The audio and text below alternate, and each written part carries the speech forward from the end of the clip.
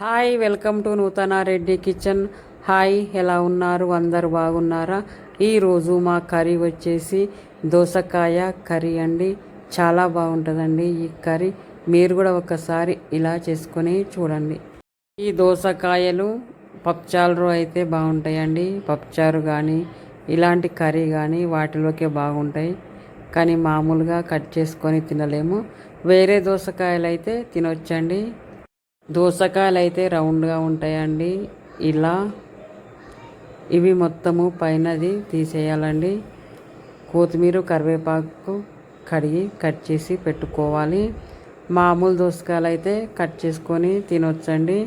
ఈ దోసకాయలు అయితే మేము ఎక్కువ తెచ్చుకోము, ఎప్పుడన్నా ఒకసారి ఇలా తెచ్చుకుంటాము. ఇలా పైన పొట్టు మొత్తము తీసేయాలండి. ఇలా తీసేసిన తర్వాత చిన్న చిన్న ముక్కలుగా కట్ చేసి పెట్టుకోవాలి. ఈ దోసకాయ కర్రీ కూడా చాలా బాగుంటుందండి. మీరు ఎప్పుడన్నా ఇలాంటి కర్రీ వండుకున్నారా? ఇలా చిన్న చిన్న ముక్కలుగా కట్ చేయాలండి. అన్ని ఉల్లిగడ్డలు, పచ్చిమిరపకాయలు ఇవన్నీ కడిగి కట్ చేసుకోవాలి. స్టవ్ ఆన్ చేసి గిన్నె పెట్టుకోవాలి. గిన్నె వేడైన తర్వాత నూనె పోసుకోవాలండి. నేనైతే స్టీల్ గిన్నె పెట్టుకున్నాను. జీలకర్ర, ఆవాలు, పచ్చిమిరపకాయలు, ఉల్లిగడ్డ వేసుకొని కలుపుకోవాలండి. ఇవి బాగా గోలియాలండి ఆయిల్లో. మీరు ఎప్పుడన్నా ఇలాంటి దోసకాయ కర్రీని వండుకున్నారా? వండుకున్న వాళ్ళు ఎవరన్నా ఉంటే కామెంట్ పెట్టండి. ఈ దోసకాయలను ఇంకా ఏ పేరుతో పిలుస్తారో కామెంట్ పెట్టండి. ఈ వీడియో చూస్తున్న వాళ్ళు నా ఛానల్ని సబ్స్క్రైబ్ చేయండి, ఒక్క లైక్ చేయండి. ఇవి గోలేంత వరకు ఇలానే కలుపుకోవాలండి. మిరపకాయలు, ఉల్లిగడ్డలు గోలిన తరువాత అల్లం ఎల్లిగడ్డ పేస్టు వేసుకోవాలి. పసుపు వేసుకోవాలి. కొద్దిగా ఉప్పు వేసుకోవాలి. ఇవన్నీ వేసుకొని మంచిగా కలుపుకోవాలండి. ఇవన్నీ అల్లం ఎల్లిగడ్డ పేస్టు గోలేంత వరకు ఇలానే కలుపుకోవాలి. ఉప్పు వేసుకోవాలి. కొద్దిగా ఈ దోసకాయలు అయితే పుల్ల పుల్లగా అనిపిస్తాయండి. కూర వండిన తర్వాత అయితే కరివేపాకు వేసుకోవాలండి. ఇప్పుడు కరివేపాకు వేసుకొని కలుపుకోవాలి. ఈ దోసకాయ కర్రీ అన్నంలో అయినా చపాతీలో అయినా చాలా బాగుంటుందండి. కర్రీ అయితే ఇలా మంచిగా గోలియాలండి. అన్నింటినీ కలుపుతూనే ఉండాలండి. ఇలా మాడిపోకుండా చూసుకోవాలి. ఇవన్నీ గోలిన తర్వాత దోసకాయలను వేసుకోవాలి. వేసుకొని కలుపుకోవాలండి దోసకాయలని.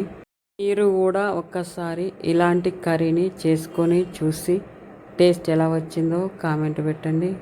అన్ని దోసకాయ ముక్కలను వేసి కలుపుకోవాలండి. మూత పెడుతూ తీస్తూ కలుపుకోవాలి, లేకపోతే మాడిపోతుందండి ఈ కర్రీ. మూత పెట్టుకోవాలి. తీసిన తర్వాత కర్రీ ఎలా ఉందో చూపిస్తాను. కర్రీ ఉడికిపోయిందండి. కొద్దిగా కారము వేసుకోవాలి. ఉప్పు, కారము సరిపడా వేసుకోవాలండి. వేసుకొని కలుపుకోవాలి. దోసకాయ కర్రీలో వాటర్ అయితే పోయొద్దండి. కొద్దిగా ఉప్పు వేసుకోవాలి. వేసుకొని కలుపుకోవాలి. ఉప్పు, కారం సరిపోయిందో లేదో ఒకసారి టేస్ట్ చేయాలండి. చూస్తున్నారు కదా దోసకాయ కర్రీ చేసుకోవడం ఎంత ఈజీగా ఉందో.